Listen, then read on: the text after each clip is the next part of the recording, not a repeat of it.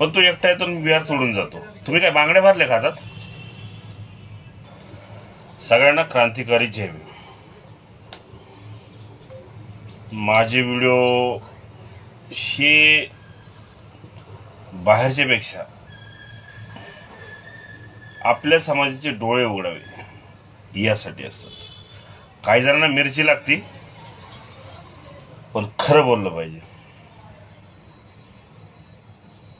500 महारांची औलाद, आम्ही आहो आम्ही ते आहो.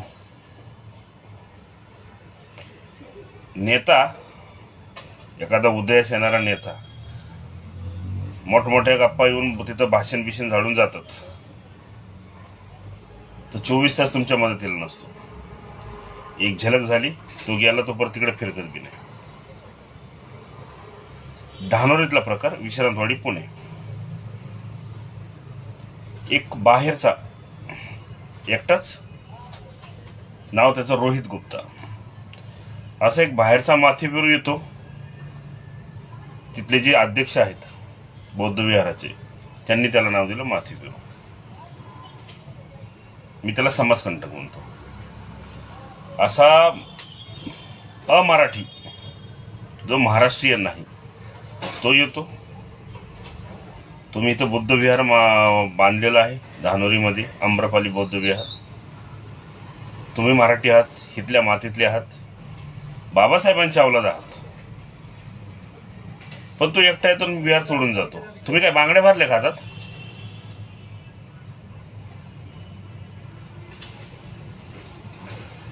काही गोष्टी तुम्हालाही समजायला पाहिजेत. एक माणूस येऊन जर विहार तोडून जात असेल तर ही शर्मेची बाब आहे. त्याला तिथंच तोडायला पाहिजे होता, त्याच्या नांग्या तिथंच ठेसायला पाहिजे होत्या, पण नाही. आम्ही नंतर जमा होतो, निषेध करतो. अरे निषेध करा, पण पहिले त्याला ठोका आणि त्याच्यानंतर निषेध करा. प्रत्येक वेळी तीच बोंब. अन्याय अत्याचार करून जाते की तुम्ही त्याच्यानंतर चालले निषेध करायला.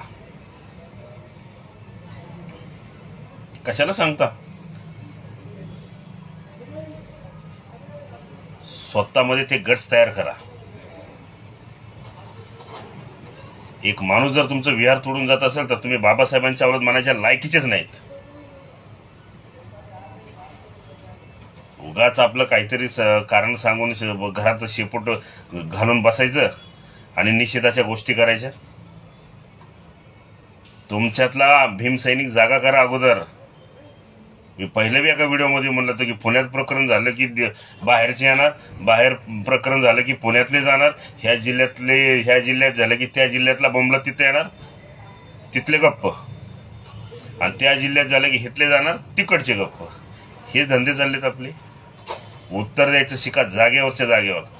तुमच्यावर जे अन्याय अत्याचार होतो ना, ह्याच गोष्टीमुळं स्थानिक मंडळी हाताची घडी तोंडावर बोट, बाहेरचे येऊन निषेध बिषेध ओरडाओरडी करून जाणार. ह्या माझ्या व्हिडिओच्या मिरच्या जास्त लागतीलच, मला फरक पडत नाही. कारण तुमच्यातला पहिला भीमसैनिक जागा करा आणि नंतर सांगा आम्ही बाबाची औलाद आहे म्हणून. उगाच आपलं काय झालं की गोळा व्हायचं, निषेध व्यक्त करायचा. तुम्ही बाबासाहेबांची लेकरं असू शकत नाहीत.